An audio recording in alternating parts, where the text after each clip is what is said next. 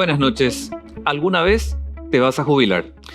Este programa hoy está dedicado a este sensible hecho que se está analizando y que tiene que ver con una cuestión financiera, una cuestión de proyección y hasta de preocupación que se estuvo ya viendo y denunciando a través de los medios de comunicación.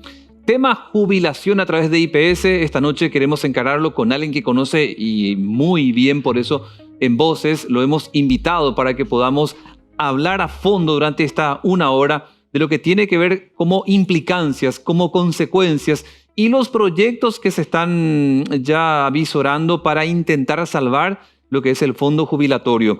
Pedro Jali, que es exgerente de prestaciones económicas del Instituto de Previsión Social, nos acompaña. Pedro, buenas noches, ¿cómo estás? Muy buenas noches, un gusto, a las órdenes. Gracias por acompañarnos. Pedro, me gustaría contigo en algún momento analizar lo que dijo Cecilia Rodríguez, que es la gerente actual de ese departamento, pero antes preguntarte a vos de todo lo que estábamos viendo, escuchando con las publicaciones sobre netamente la cuestión jubilatoria. ¿Hay algo que te está alarmando? ¿Hay algo que te está preocupando? Sí, fundamentalmente el hecho de que las críticas a la actual administración disparan una serie de contracríticas y la cuestión se está centrando en un debate mediático entre yo dije esto o dijiste esto. Nos estamos distrayendo en ese tema cuando debemos estar enfocados, tanto la gerencia del IPS, nosotros los jubilados, debemos estar enfocándonos en los mecanismos y las medidas administrativas y las reformas que hay que hacer para sostener el fondo de pensiones por otros 79 años. No tenemos que perder tiempo en confrontaciones hasta personales, te diría. A mí no me agrada Battaglia, me parece el peor administrador de toda la historia, pero no voy a ir contra Battaglia. Yo lo que quiero hablar es del sistema y lo que hay que hacer para salvar el modelo. ¿Te parece el peor administrador que ha tenido hasta ahora IPS? Y por los frutos lo conoceréis. El seguro de salud en caída libre, desfinanciado, endeudado por 10 años. El seguro de salud que no puede endeudarse porque no es un fondo, es un presupuesto anual endeudado por 10 años. ¿Cómo va a atender las necesidades de los próximos años si ya está endeudado ahora? ¿Y endeudado para qué? Porque no se regularizó la provisión de medicamentos. Por lo menos el área médica debió haber mejorado con la administración de un médico.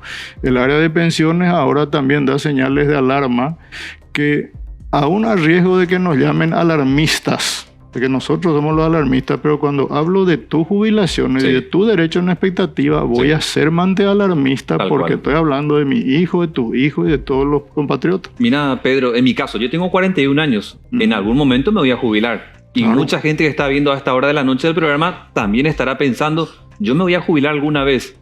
¿Cuál va a ser mi situación financiera para entonces? Y me gustaría contigo un poco entrar en eso porque estuviste muchos años en ese departamento. Pedro, ¿cómo uno logra la jubilación? Porque siempre nos contaron que existen 3 tipos de jubilación. La jubilación ordinaria, la extraordinaria y por invalidez. Si uno sigue ese parámetro normal, lo de la jubilación ordinaria, ¿cómo se accede a ello? Bueno, la jubilación de retiro por vejez se llamó originalmente. Es aquella que te pide una edad y una antigüedad. Hoy las combinaciones son 60 años de edad y 25 años de aporte. Esa es la jubilación estrella porque te da el 100% de tu promedio en los últimos 3 años. Sí. Se llama periodo de referencia. Hay que retener ese nombre porque se va a discutir mucho el tema. 60, 25, 100%. Luego hay otra modalidad que es una proporcional, que es 55 años de edad, pero 30 años de aporte. Ahí te dan 80% de tu promedio a los 55. Si aguantaste un año hasta los 56, 84. Hasta los 57, 88. Es voluntaria. Vos decidís hasta cuándo aguantas. Si llegas hasta los 59 años es 96%. Pero con eso te quedás ya. No es que después de cumplir 60 y llegas a 100. No. Y la tercera modalidad más reciente es la jubilación reducida, llamémosle así, del año 2011, que es 65 años de edad y 15 años de aporte. Desde 15. Vos tenés que tener 65, 15 años de aporte y te jubilás con el 60% de tu promedio. Aguantaste, ya sos viejito, 66, 67, aguantaste hasta los 16 años de aporte. Y bueno, son 64%, sube de 4 en 4 también. Ajá. También es voluntaria, depende de tu decisión, de tu aguante. Esa es la jubilación por vejez. Por vejez, Sí. un término que ya no se usa, es retiro por edad, digamos. Sí. Luego está la jubilación por invalidez, que tiene dos variantes. Por causa laboral y por causa común. ¿Cuál es causa laboral? Un accidente de trabajo Sí. o una enfermedad profesional que te incapacita para seguir trabajando y te podés jubilar por invalidez, por enfermedad, por accidente de trabajo. Tiene sus parámetros de cálculo. Ahí no se requiere antigüedad. Vos te podés jubilar con 0 aporte. Sí. Un chico que hoy entró a IPS, hoy se compró la moto, mañana se accidenta y queda discapacitado. Tiene derecho a una jubilación de retiro por incapacidad por accidente de trabajo. Independientemente a cuánto haya aportado ya. Pudo no haber aportado, 0 aporte inclusive. Entonces se usa el salario mínimo del momento para pagarle un beneficio. Sí. Pasa por una junta médica laboral que evalúa las consecuencias, etc. Luego está la jubilación por enfermedad común. Sí. Te agarra un cáncer o te agarra una patología que te impide en relación a tu trabajo Sí. desempeñar esa actividad. También te puedes jubilar. Pasa por junta médica. Ambas modalidades tienen su mecanismo de cálculo. Hay hoy unos 5.000 jubilados de invalidez en Paraguay. Ajá. 45.000 por vejez. Sí. 5.000 de invalidez. Y el resto, unos 10.000, 15.000 son pensionados. ¿Qué es el pensionado? Por muerte. La esposa del jubilado o del activo, o el esposo de la jubilada o de la activa, los hijos menores, los hijos discapacitados. Ahí hay unas 10.000 a 15.000 personas que están cobrando la pensión por muerte, que es el 60% de la jubilación o de la que hubiera tenido derecho la persona. Y esos son los 3 beneficios que financia el Fondo de Jubilaciones del IPS. El IPS pues son 2 grandes instituciones dentro de una. Sí. El Fondo de Salud, que es ¿Cierto? un programa presupuestario que maneja todo el área hospitalaria, atención médica, y el Fondo de Jubilaciones, que es el hermano rico, digo yo, que es el que maneja los fondos de pensión. Y estos beneficios de lo que hablamos. Luego hay un fondo de administración que maneja la gestión, financia la fotocopia, los papeles, sueldos de personal administrativo, etc. Sí. Esos son los 3 IPS. Y por debajo, digamos, como un común denominador, el IPS financiero. El fondo de pensiones o la gerencia de prestaciones económicas que maneja los beneficios de pensiones no maneja dinero, solo tramita derechos. ¿Cuál es el IPS que maneja dinero? La gerencia financiera del IPS, que viene a ser prácticamente una banca de segundo piso disimulada allí, Ajá. porque mueve 2.300 millones de dólares en el sistema bancario. Eso es al mes.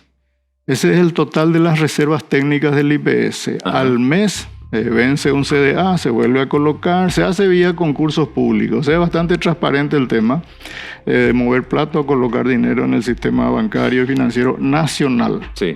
No se puede hacer afuera, solo nacional. Y los instrumentos son CDA, ahorro a la vista, algunos bonos AFD y por ahí nomás 3 o 4 instrumentos nomás. Bueno, ese es el diseño financiero del IPS, pero es muy importante entender esto. En ese esquema, Sí. el agente financiero, el banco de IPS, banco entre comillas, el que tiene capacidad jurídica y entidad jurídica para realizar operaciones financieras, es el Fondo de Jubilaciones, Sí. a través de la gerencia financiera, porque es el dueño de todo. El Hospital Central pertenece al Fondo de Jubilaciones, no pertenece al Seguro de Salud. Ah, así luego. Las ambulancias pertenecen al Fondo de Jubilaciones, las camillas pertenecen al Fondo de Jubilaciones, todo es del Fondo de Jubilaciones. ¿Por qué fue diseñado de ese modo? Porque el Fondo de Jubilaciones, el modelo financiero adoptado es el de capitalización colectiva con reservas. ¿Qué quiere decir eso? Que tu aporte y el mío entran a un fondo común que ya no es tuyo ni mío. Por eso IPS no devuelve aportes. Ya dejó de ser tuyo y mío. Está a tu nombre Sí. para configurar derecho alguna vez. Pero ya es de todos. Es el llamado un fondo mancomunado común, el famoso reparto solidario. Sí. Entonces, ese fondo, para mantenerse sólido, ¿qué tiene que hacer? Rentabilizar tus aportes para producir más dinero, para que cuando vos te jubiles se te pague hasta que te mueras y le paguen a tu viuda. y para que cuando yo me jubile, también de ese fondo salga mi jubilación, y así sucesivamente. Para eso se le dio a ese fondo de jubilaciones capacidad jurídica de invertir y colocar dinero. Pero el fondo de salud, mal llamado fondo, no es un fondo, es un presupuesto de ejecución anual. No tiene reservas, no tiene ahorro. Empieza en enero, termina en diciembre. Generalmente termina en junio ya ahora y se acabó la plata, hay que pedir reprogramaciones y demás cosas. Terrible. Es terrible la situación del seguro, del fondo de salud, que es un presupuesto. Sí. Lo mismo que el fondo de administración es un presupuesto, sí, también deficitario. Entonces, ¿qué es lo que está mal en esta concepción del diseño de IPS? ¿Qué es lo que se hizo mal últimamente? En lugar, como ese seguro de salud, se endeudó con los proveedores durante la pandemia, porque atendió a no asegurados del vecino, del amigo Ministerio de Salud, que nos dijo atenderle un poco a los no asegurados. Ese seguro de salud empezó a pedir medicamentos, insumos, se le entregó, se endeudó. Ahora se le endeudó al seguro de salud, que es un presupuesto anual, por 10 años. Y eso está mal. Eso financieramente puede ser fatal para IPS. Terrible es. Si el seguro de salud tiene un presupuesto, digamos, de 100, para ejemplificar, de 100, no alcanza a cubrir las necesidades de los 1,5 millones de asegurados hoy, no alcanza. Digamos que en junio ya está haciendo agua y ya se usó todo ese 100 y se necesita otro 100. No se tiene, porque es un presupuesto, no genera ingresos, no genera renta, no tiene reserva. Entonces, ¿qué es lo que pasa? La demanda de los 1,5 millones crece cada vez más. La medicina se encarece. Los equipos médicos son más caros. Los repuestos de un acelerador lineal es sideral. Los medicamentos son más caros. Pero los recursos son muy limitados en seguro de salud. No alcanzan a cubrir todo. Entonces, ¿qué es lo que pasa? Como le debe a los proveedores 250 millones de dólares, que es una deuda que existe porque entregaron los muchachos eso no hay que dudar. ¿Cómo se va a pagar? Y se endeudó ese presupuesto por 10 años, a razón de 5% anual de cada presupuesto de hoy hasta el 2033. Vos no podés en administración pública endeudar algo que no existe, porque uno sabe si va a entrar plata en el año que viene, ni cuánto va a entrar o cuánto va a salir, pero se hizo esa ficción y se endeudó. Se está pagando deuda con deuda, que es lo peor que podés hacer. Están bicicleteando. Es como que vos le debes a un usurero y para pagarle te endeudas con otro usurero y va creciendo la bola de nieve, va creciendo. Entonces, ¿qué es lo que pasa? En la medida que se endeudó, las necesidades también aumentan. Consecuentemente, cada vez va a haber más demanda de servicio y menos plata. Pedro, vos sabés que la escuchamos también a Cecilia Rodríguez, ¿te acordás de ella? Sí. La que entró, digamos, después de vos en el mismo cargo. Excelente. Gerente de prestaciones económicas de IPS. Y ella pinta el panorama de esta institución de por qué está mal. Me gustaría en dos partes escucharla y tener un poco tu impresión. Cecilia Rodríguez, la primera parte de su declaración sobre IPS.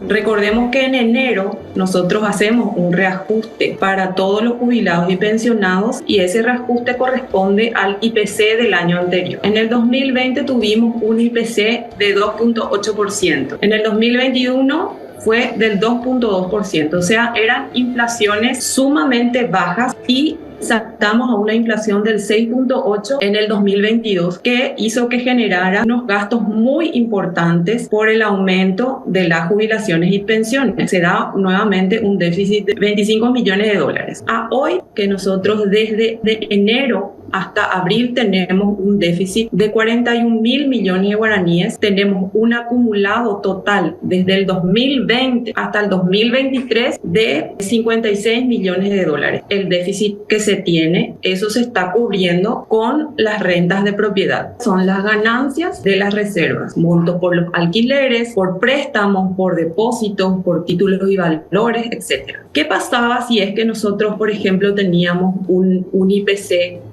que podría ser de los años del 2020 o 2021, en el orden del 2.8 o 2.1? A hoy no íbamos a estar en déficit. Antes de la pandemia se había hecho un reajuste del haber mínimo que anteriormente era el 33% del salario mínimo legal vigente y antes de la pandemia subió al 50%. Luego de la pandemia subió a un 75%. El gasto que generó ese aumento, eso se traduce en 46 millones de dólares. Nuestro déficit desde la caída de la recaudación 2020 por la pandemia hasta hoy tenemos un déficit de 56 millones de dólares. Esta primera parte, probablemente a mucha gente que no está involucrada en números, en cuestiones técnicas, por ahí le resulta difícil entender, pero es oficialmente la explicación porque ella es la gerente actual de ese departamento. Para empezar un poco a consultarte sobre sus declaraciones, Pedro, ¿IPC qué es? Bueno, a lo que se refirió la ingeniera Cecilia Rodríguez es al ajuste que se hace de los haberes jubilatorios y de pensiones de todos los jubilados por vejez, por invalidez y pensionados por muerte. En enero se hace un ajuste por el IPC. Sí. El IPC es el índice de precio al consumidor, que es la tasa de inflación que el Banco Central declara en diciembre. Este año tuvimos una inflación de 6.8, de 2. Algo, etc. La Argentina tiene 119% de inflación, imagínate. Enorme la diferencia. Para saber nomás cómo estamos bien todavía en macroeconomía. Ahora bien, yo gano 1 millón, soy jubilado por decir, entonces el IPC que dicta Banco Central va a ser 10%. Sí. Mi jubilación va a subir 10%, va a ser 1.100.000. El año pasado, a principio de este año, fue 6.8. Todas las jubilaciones y beneficios subieron 6.8%. Ahora bien, yo lo que estoy en desacuerdo con Cecilia es atribuirle al ajuste por IPC en este caso, porque es lo que dice la ley, Sí. la causa del descalabro financiero. Porque es como decir, vamos a aumentarle a los jubilados un poquitito su jubilación, pero eso nos está haciendo papilla. No podés atribuirle a dignificar los ingresos de un adulto mayor en 6%, en 5%. No podés atribuirle a eso el desorden administrativo en que se mueve hoy el IPS.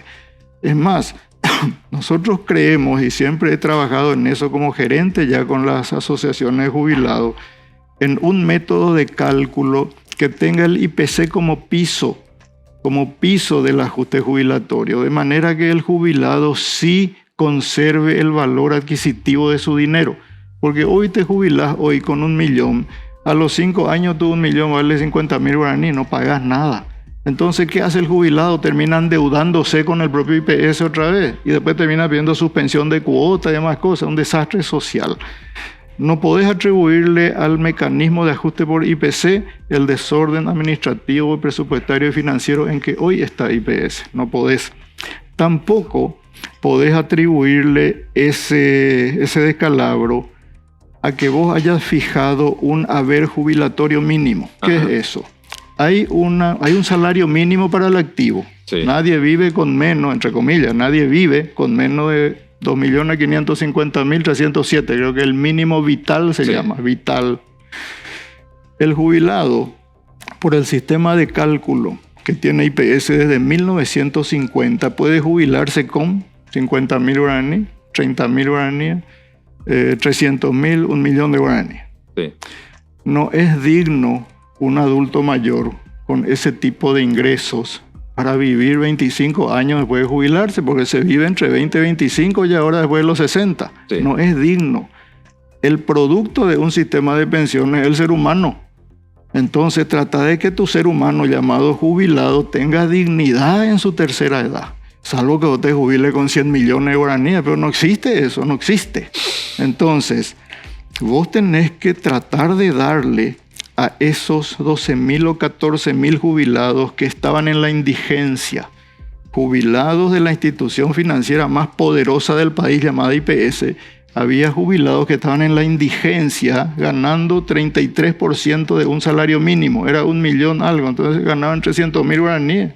Nadie vivía. A mí me llovían filas de jubilados que venían a traerme su factura de luz. Doctor, me cortaron la luz, alzamen a mi jubilación. Sí. ¿Qué hicimos? Propusimos al Congreso un proyecto de ley para que eso se reajuste y suba al 50% de un salario mínimo. No es luego una suma sideral, 50%. ¿Y al final a cuánto quedó?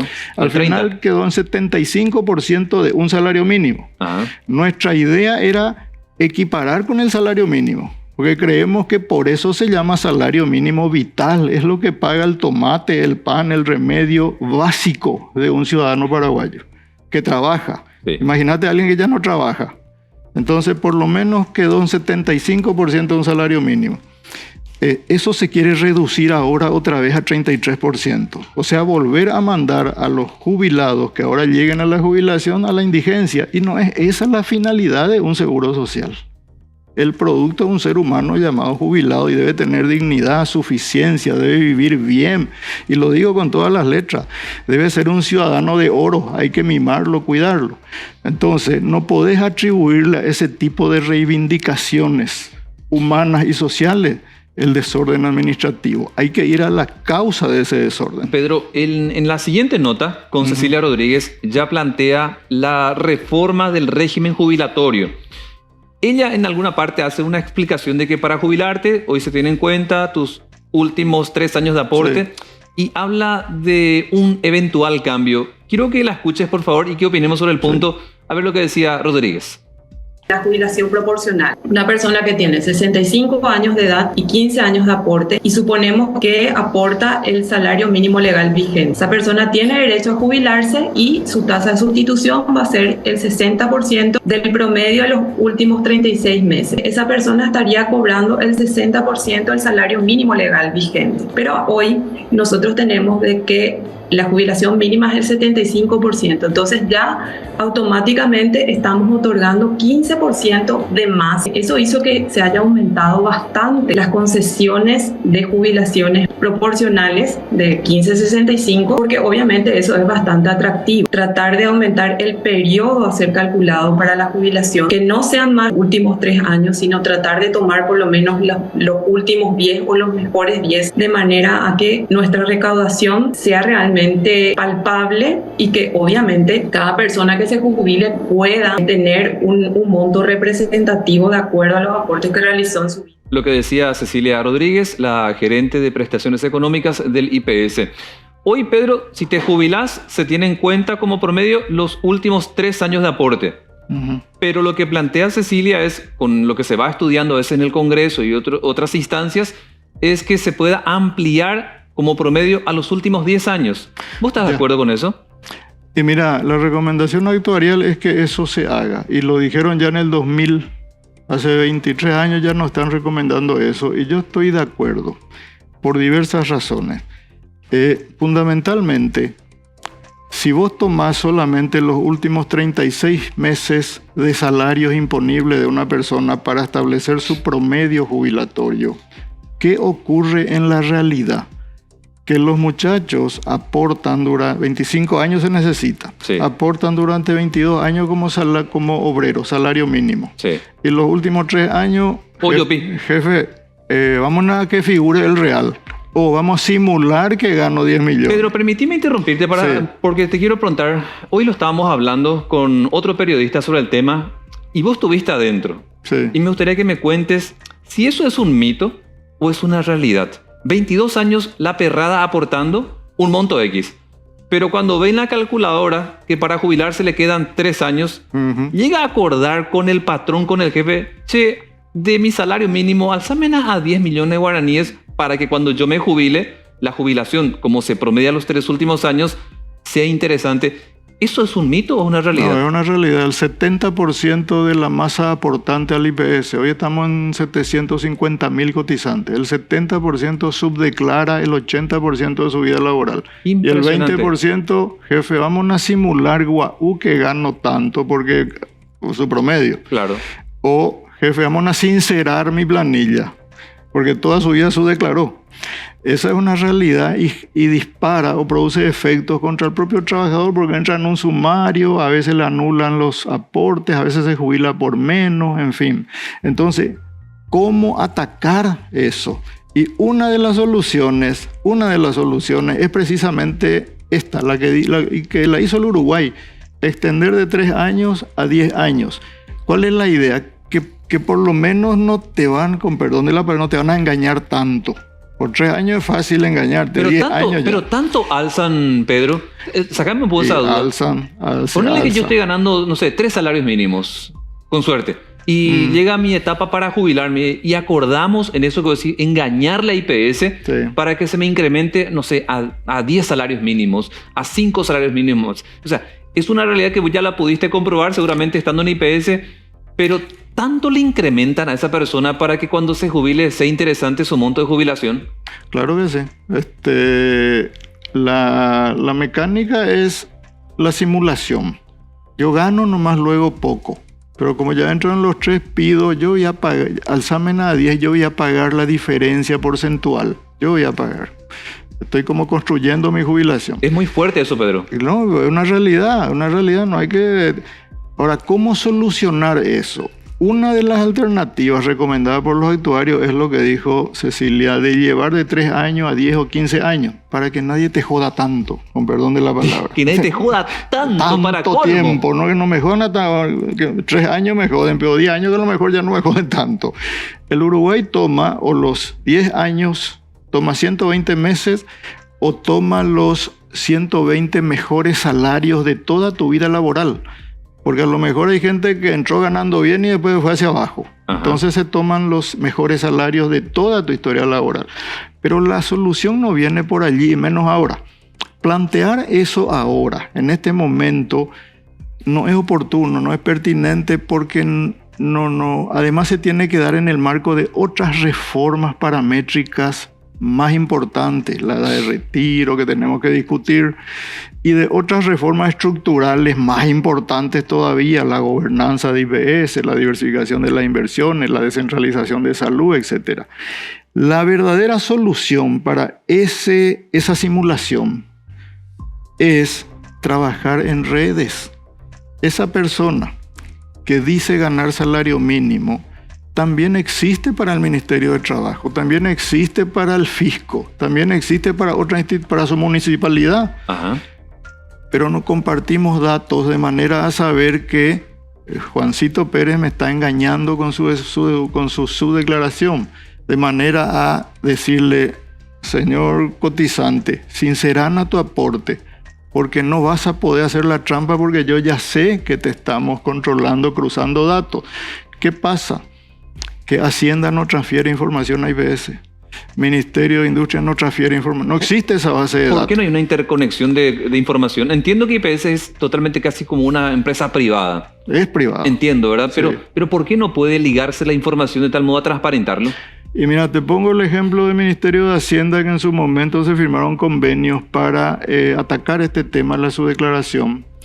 ¿Y cuál fue el problema? Que una de las formas de subdeclaración o de evasión es que vos trabajás para mí, sos mi dependiente, pero yo te hago facturar. Entonces simulo, escondo la relación laboral y te hago aparecer como tributante al fisco, IVA. Entonces, si se sincera esa situación, no vas a poder simular más y en lugar de pagar el IVA vas a pagar tu aporte y eso no le conviene a Hacienda. Entonces dejó de transferir la información a IPS para que ese ciudadano siga cotizando IVA y no se sincere con IPS. ¿Quién perdió? El ciudadano. Pero te das cuenta, Pedro, que acá es como que casi de común acuerdo, de forma silenciosa, le estamos jodiendo al Estado paraguayo con esa simulación de salarios faltando 3 años para jubilarnos. Y bueno, y ahí vamos a la otra cuestión de fondo que hay que entender bien. Dijimos que un fondo de pensiones es un fondo de todos los trabajadores cotizantes. En realidad el fondo de pensiones es un fondo común que se alimenta de la formalidad laboral. Cuanto más trabajadores formales hay, más van a cotizar y más fuerte va a ser ese fondo de pensiones, ¿verdad? Entonces, el ataque a la simulación en los últimos 3 años no está tanto en llevar a 10 años o 15 años. Es necesario, pero hay que analizarlo después. ¿Cuál es la primera tarea? ¿Cuál? Formalizar a la clase trabajadora. El 70% de nuestro mercado laboral es informal. Te doy un dato que también es fuerte. El seguro social funciona a través de la inscripción del empleador. Sí. Empleador que no se inscribe, no hay trabajador inscrito. Empleador que se inscribe en el IPS, les insere, digamos, paga por 10 de 100 y de esos 10 subdeclaran todo otra vez. O sea, la informalidad está en todos lados. El patrón que está inscrito en IPS, ¿cuántas empresas existen en Paraguay? 830.000 datos oficiales. Sí. Según la ministra Bacigalupo, hace poco se crearon 30.000 nuevas empresas en los últimos años. Sí. 830.000 empresas. Sí. Grande, pequeña, mediana. ¿Cuántas están inscritas en IPS? ¿Cuántas? 65.000. Entonces hablamos de una evasión patronal del 92%. Es muchísimo. Pero es vergonzoso. Le ganamos a Haití solamente. Y eso produce la evasión obrera. Esa es la patronal. La evasión obrera es que 4 de cada 10 trabajadores nomás están en IPS.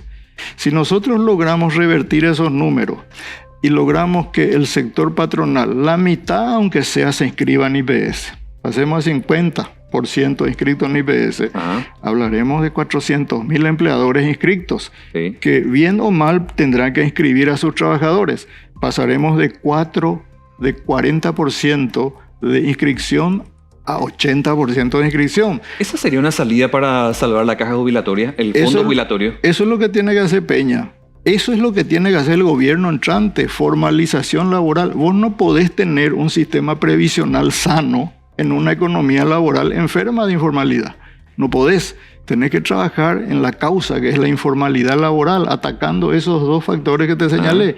Ahí vas a lograr que entre mucha plata al fondo de pensiones, fondo común, y se puedan financiar a largo plazo las obligaciones, y no vas a tener que andar haciendo malabarismo con el presupuesto, usando reservas, sin usar reservas, y toda esta discusión baladí que se armó ahora para justificar que te falta plata. ¿Y cómo lo ves a Barcini del Ministerio de Justicia desde el 15 de agosto para encarar esa iniciativa? No tiene nada que ver justicia, tiene que ver Ministerio de Trabajo. ¿Solo trabajo? Se llamaba Ministerio de Justicia y Trabajo. Claro, se separó. Ahora es Ministerio de Trabajo, Empleo y Seguridad Social. En este caso, ¿le compete solo al Ministerio de Trabajo? Solo al Ministerio de Trabajo. ¿Y cómo le viste a Carla Bacigalupo en ese cargo?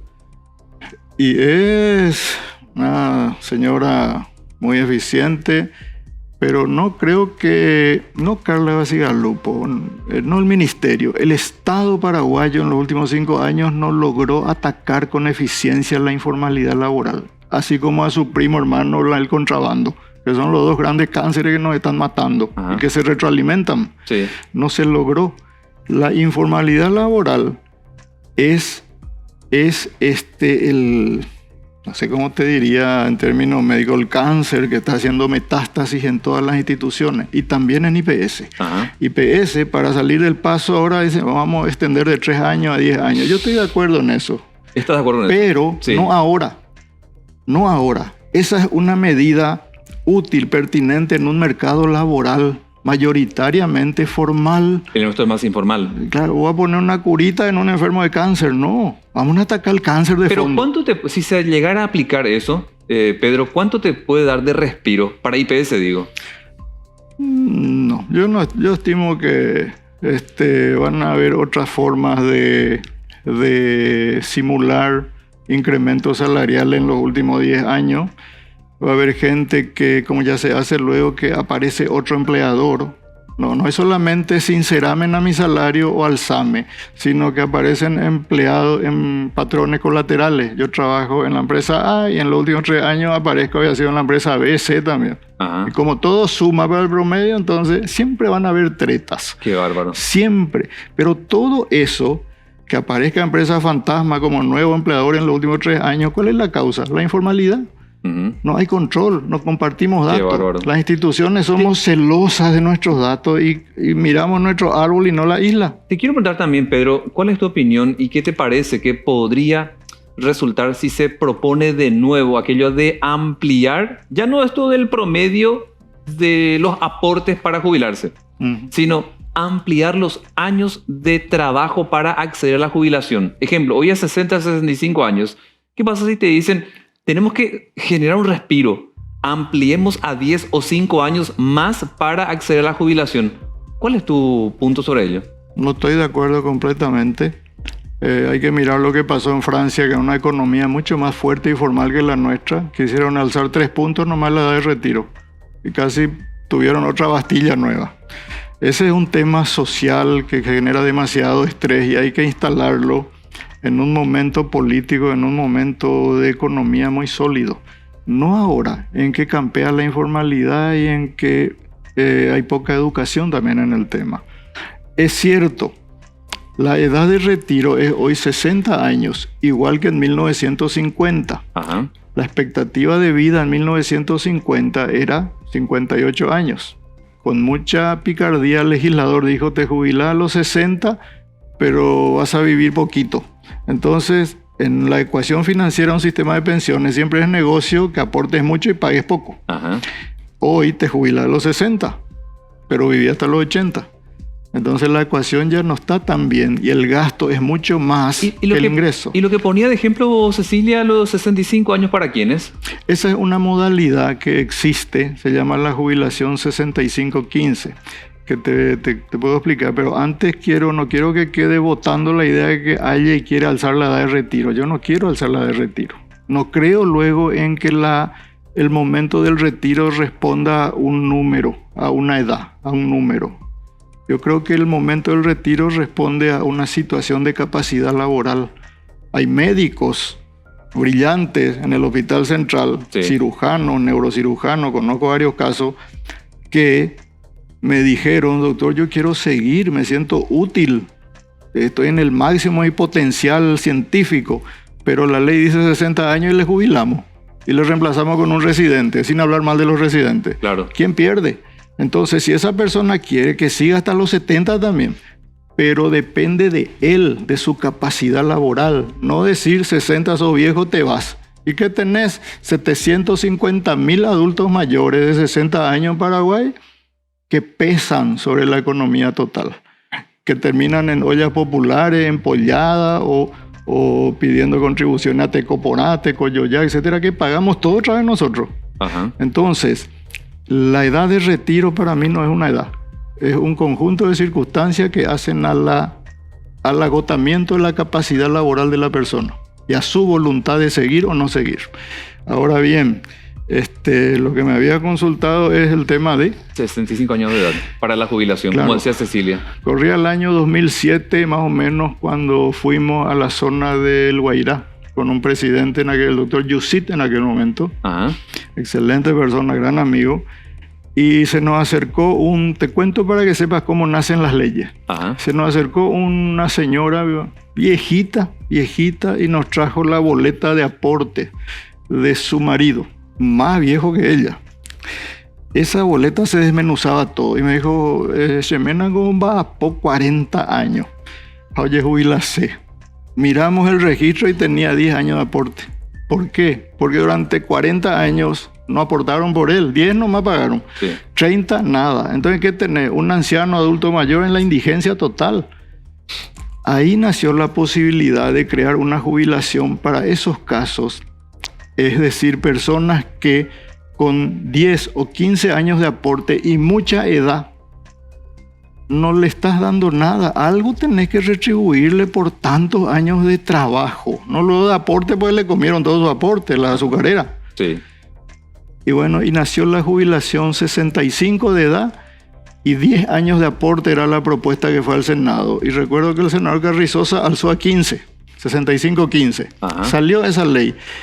Y esa ley permitió que IPS le saque de la indigencia a ese anciano y a otros 3.000, 4.000 más o menos, que son los jubilados por 65-15. Y no solo sacarle la indigencia, la inseguridad económica de no tener nada a fin de mes, sino tuvieron derecho al seguro médico, que es lo que más se necesita en esas circunstancias. Así nació esa ley. El doctor Cabral, yo, etcétera, lo escribimos, lo mandamos al Congreso, el doctor Yussi aprobó y fue el gobierno de Lugo. Y sí salió esa ley. Esa es la 65-15 a la que se refiere Cecilia, sí, que te da el 60% de tu aporte promedio salarial de los últimos 3 años. Sí. En el caso de ese anciano, sus últimos 3 años quedaron allá en los 70. Entonces le salió 5.000 guaraníes. Y le íbamos a pagar 5.000 guaraníes a esa persona. Y ahí salió la idea del haber mínimo, que nadie gane menos de 33% de un salario mínimo, para tratar de dignificarle un poco a ese paraguayo. ¿Y cuál es el tope? Para el tope para la ¿Sabes por qué te pregunto, Pedro? Pues yo recuerdo que hubo un conflicto con, creo que eran 129 marinos que tenían un salario de 60, 80 millones y recurrieron a la Corte Suprema de Justicia. Entiendo que la jubilación también tiene un tope. Correcto. El monto máximo con el que podés jubilarte es 10 salarios mínimos. Hoy es 25.550.000. Aunque vos hayas ganado 100 millones mensualmente. Y ahí tenemos una asimetría que solucionar, una inequidad. Porque si hoy ya hay muchos salarios por encima de 10 salarios mínimos. Hay mucha gente que ya gana 26, 30, 80. Los marinos es el clásico ejemplo porque ellos cotizan sobre sumas altas. Y por su sistema de trabajo cotizan sobre 80 millones, 90 millones, etc. Entonces, ¿qué es lo que pasó? Atacaron de inconstitucional el artículo de la ley de IPS que dice que a pesar de que vos aportás por 60 o por 80 millones, te vas a llevar 25 nomás. Y lo plantearon como una cuestión de confiscación de sus aportes, de su salario. Y desde ese punto de vista tienen razón. Pero ¿sabe qué pasa? Que en el modelo de fondo común o de reparto solidario, el sustento filosófico, teórico de esos modelos es el que más aporta subsidia al que menos aporta. Y en salud es el que no se accidenta, subsidia al que se accidenta. Entonces, bienvenido la gente que gana mucho, aporta mucho, para los muchos que ganan poco, que también van a llegar a la jubilación. Ellos atacaron esa cuestión medular del modelo y destrozaron, anularon el tope de 10. Consecuentemente, tienen derecho, porque no se revió esa decisión de la Corte hasta ahora. O sea, ganaron ellos. Ganaron. Ajá. Y está suspendido por una cuestión procesal, pero en algún momento tienen y tendrán derecho a cobrar jubilaciones de 40, 50, 80, 100 millones por mes, porque destrozaron, anularon el tope de 10. Sí. Entonces la discusión que yo le planteé inclusive a un amigo que estaba en la Corte en ese momento, miembro de la Corte, fue en una cuestión judicial, porque eran 125 los demandantes. En una cuestión judicial modificaron el modelo de reparto. Al eliminar el tope salarial dejó de ser fondo común y pasó a ser capitalización individual, porque esa gente se va a jubilar con su promedio real alto. Y después van a aparecer otras personas que tienen una realidad parecida aunque no sean marinos. Jurisprudencia. Van a aparecer, según mis cálculos en su momento, 2021 había unas 6.000 jubilados ya que iban a usar esa jurisprudencia para pedir lo mismo. ¿Por qué me paga 25? Págame 30, 50, más a futuro. Ese efecto dominó es el que iba a, en cálculos rápidos, llevarse una enorme porción de las reservas técnicas. Y le dije yo al presidente, esto hay que atacar de nulidad, hay que hablar con la Corte, hay que hacer... El problema es que en la Corte ya no hay otra instancia, porque en una sentencia judicial se cambió el modelo. Claro. Y este es uno de esos casos en que todos tienen razón. El marino tiene razón porque él cotizó por mucho. Imagínate, cotizó por 60 millones, pero ¿cuánto se va a llevar? Con 25. Tiene razón él desde un punto de vista. Pero esa razón que él tiene se da en un contexto del modelo que tenemos, que es de fondo común, no es de capitalización individual. Entonces, vamos a hablar con la Corte para buscar el punto medio de solucionar esto, y no se me hizo caso, se volvió gris el tema. ¿Eso fue con Battaglia? Sí, la cuestión ya ocurrió durante la administración del doctor Bugetich. Él por lo menos paró el tema con una cuestión técnica que llevó adelante la doctora Murdo, directora jurídica, y se cuestionó el aspecto procesal. El IPS no fue notificado esa demanda. Se notificó a la Procuraduría General, el IPS ni supo. Entonces la respuesta fue frágil y se perdió con todo. Luego Battaglia no hizo nada. Battaglia no hizo nada, no hizo nada, y hoy en día esa demanda está latente. Es una acordada de la Corte, una sentencia de la Corte. Pero todavía no se aplicó. O sea, el marino que ya se jubiló no está cobrando sus 60 ni 80 millones. Todavía no, por ese tecnicismo procesal que lo paró, pero en algún momento se va a tener que cumplir. Y ahí es mejor que estemos bien sólidos en el fondo de pensiones, Híjole. con mucha formalidad en el mercado, con mucha plata. Porque en algún momento va a pasar. Pedro, nos están escribiendo los televidentes y nos están preguntando en qué casos es que una persona que se va a jubilar se le resta un año de servicio por embarazo, por hijo, y hasta cuántos hijos. No existe esa situación. Hay dos cosas en maternidad. En la caja fiscal te agregan un año por hijo. Hasta 3 hijos, creo. Hasta 3, Sí. no 5. En IPS te disminuyen la antigüedad cuando, por ejemplo, tuviste hijo, la mujer, por supuesto, dio a luz y tuvo 6 meses de reposo. Luego de unos años tuvo otro hijo, otros 6 meses de reposo. 6 más 6, pues son 4 a 6 meses de reposo, pues, por maternidad. Durante el reposo no se aporta. Entonces ahí perdió 6 meses, o perdió un año, o perdió más según la cantidad de hijos que tuvo. Ahí es donde la mujer se ve dañada por la falta de aporte durante el periodo de reposo. ¿Eso sigue vigente? Eso está vigente, es una inequidad que hay que eliminar porque es absolutamente tremendamente discriminatorio. injusto. ¿Y por qué eso es así? Porque la legislación marco es de 1950. A ver un poco, Pedro, imagínate, una trabajadora en etapa laboral tiene un bebé. Sí. Y hasta 3 años estabas explicando. Sí. Pero imagínate, como el periodo de lactancia o de reposo por maternidad no aporta a ella. No aporta. Y le perjudican su jubilación. Digamos que fue un parto normal, 4 meses de licencia, Ajá. cobrando el 100% de su último mes de salario. Pero no aporta IPS. No aporta. Feliz ella porque, bueno, después tiene otro hijo. O tiene 3 hijos. Con 3 hijos ya tiene un año de pérdida. En ese momento no siente ella. No siente porque cobra el 100%. Pero cuando llega a la edad de retiro, va a mirar su planilla y va a ver que hay vacíos acá, 4 meses acá, 4 acá, según la cantidad de hijos que tuvo. Y ahí es donde dicen, puede perder un año o más, o 4 meses como mínimo si tuvo un solo hijo, porque no hubo aporte. No hubo aporte. Entiendo que a eso se refiere la pregunta. ¿Y en el caso de las docentes? Las docentes cotizan del magisterio público, cotizan a la caja fiscal. Ahí es donde tienen un año más por hijo. Aparte de que el sector magisterio público que cotiza la caja fiscal no tiene edad de retiro, es solo 23 años de aporte. Esa es nomás la condición, no hay edad de retiro. Pero si tiene un hijo son 22. Son 22, o son 3 hijos, son 20 con menos años. Entonces, tenés jubiladas docentes del magisterio público a quienes quiero y respeto mucho, pero con 40 años de edad. Pero atendí, Pedro, lo que es. Vos tenés acá a maestras que en ejercicio de la enseñanza, cuando están ejerciendo como profesoras, se embaraza y tiene un bebé. O sea, le restan un año de servicio por cada hijo que tuvo durante ese proceso de enseñanza. No es que le restan un año de servicio, de requisito para jubilarse. Para jubilarse. Claro, ganan un año, digamos. Pero imagínate, es como que se jubilan 3 años antes. Y se pueden jubilar 3 años antes, y como no hay edad, se pueden jubilar muy jóvenes. Y no existe pues una jubilación desde los 40 años, decir que ya sos viejo y te vas a retiro, pues en contrasentido. ¿Y cuál es tu punto sobre eso, Pedro? En el caso de las docentes.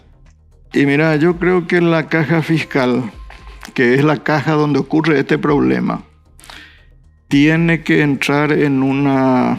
Primero está en quiebra, esa caja está en quiebra. Lo que entra por aporte no paga ni la mitad de lo que es de los beneficios.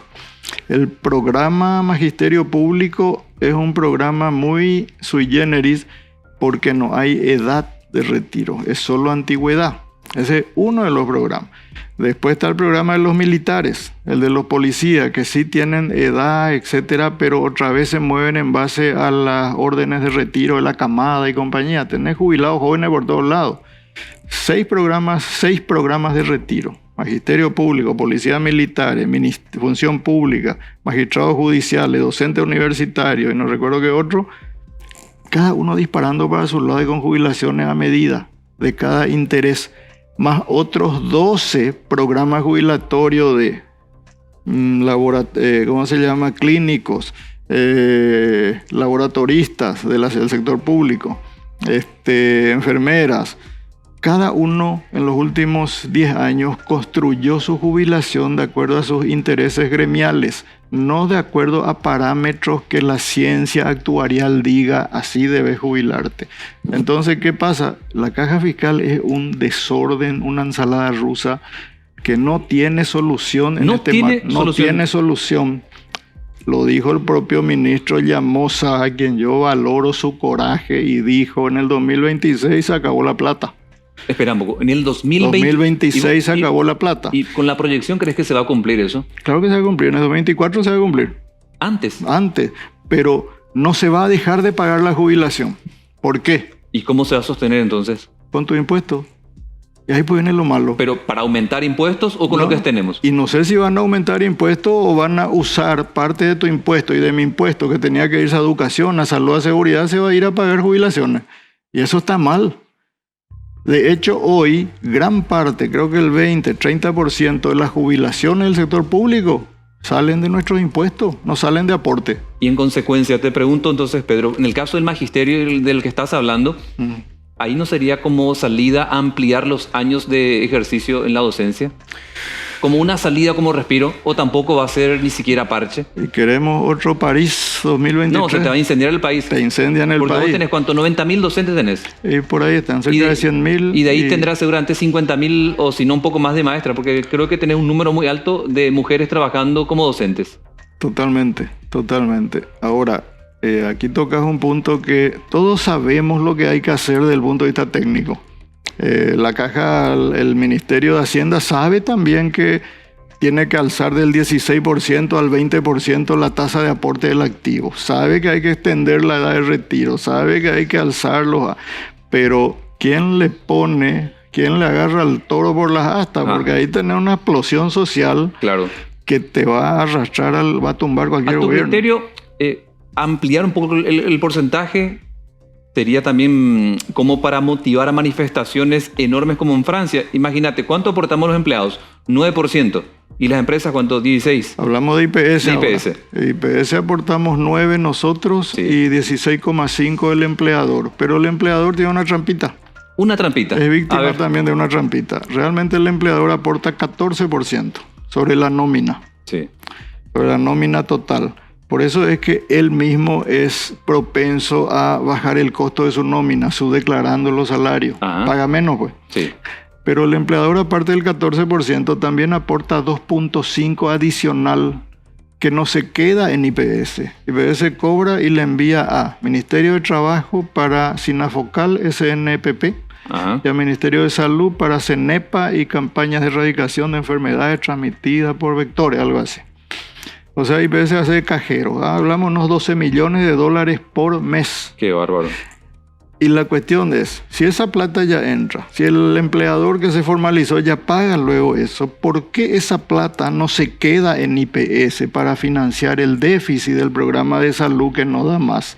En lugar de mandarle a los vecinos que tienen sus fuentes propias de financiamiento, que son los impuestos de la ciudadanía. ¿Entendés? Entonces, son medidas muy transversales, muy macro, que hay que tomarlas en un contexto político bien pensado, sólido y por supuesto con el consenso de todos. Mira, Pedro, tenemos una pausa. Está interesante la charla. Muchos mensajes de la teleaudiencia esta noche enviando para vos. Y a la vuelta quisiera preguntarte un poco lo que ya se viene desde el 15 de agosto en adelante y cerramos con esto, esperando obviamente un mejor IPS. Pausa y a la vuelta tenemos más con Pedro Haile esta noche.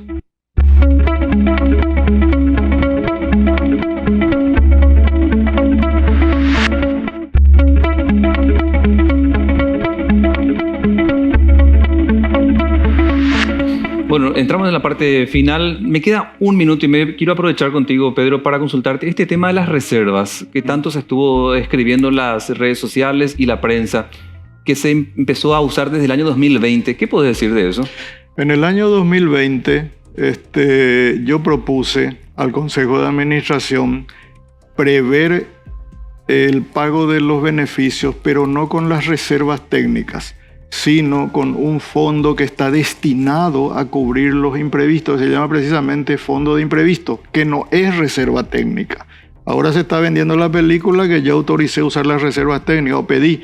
Nada que ver. Lo que yo propuse fue usar el fondo o los recursos de imprevistos porque se venía la pandemia. ¿Por qué te quieren manchar con eso? Y porque soy crítico al sistema administrado por Battaglia, estoy contra la corrupción, contra las licitaciones amañadas, contra toda esa porquería que hoy está tirando abajo la credibilidad de la gente en algo tan noble como el IPS. Estoy contra eso, estamos contra eso. Entonces, en lugar de sentarnos a debatir, como te dije al principio, las proyecciones hacia adelante y qué hay que hacer para rescatar el IPS, se me tiran contra mí, que hay que destruirlo allí. En consecuencia, ya mirando desde el 15 de agosto en adelante, ¿qué esperas del presidente de IPS? Hablan que puede ser Julio Borba o cualquier otra persona en ese cargo. Y que tenga una hoja de ruta inteligente y consensuada con los jubilados y con los asegurados.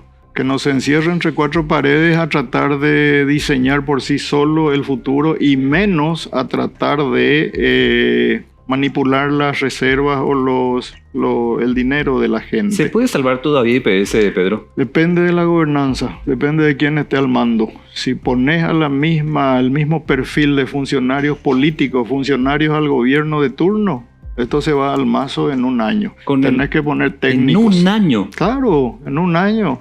La ley esta que endeuda al seguro de salud son 250 millones de dólares que se van hacia atrás a pagar deuda y no hay mejora hacia adelante. Ahora, ese tipo de licitación de lavandería, 67 millones de dólares por 10 años otra vez, también sale del Fondo de Salud. O sea, se le está castigando al bolsillo pobre.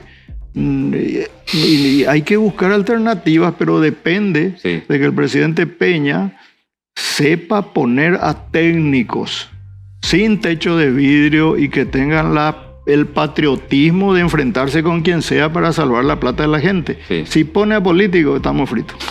Pedro Jale, el que estuvo un buen tiempo como gerente de prestaciones económicas de IPS, me encantó la charla por los datos que tiró. Podés continuar viendo a través de nuestras redes sociales y por supuesto en las repeticiones de América. Gracias, Pedro. Un gusto. Buenas noches, hasta mañana.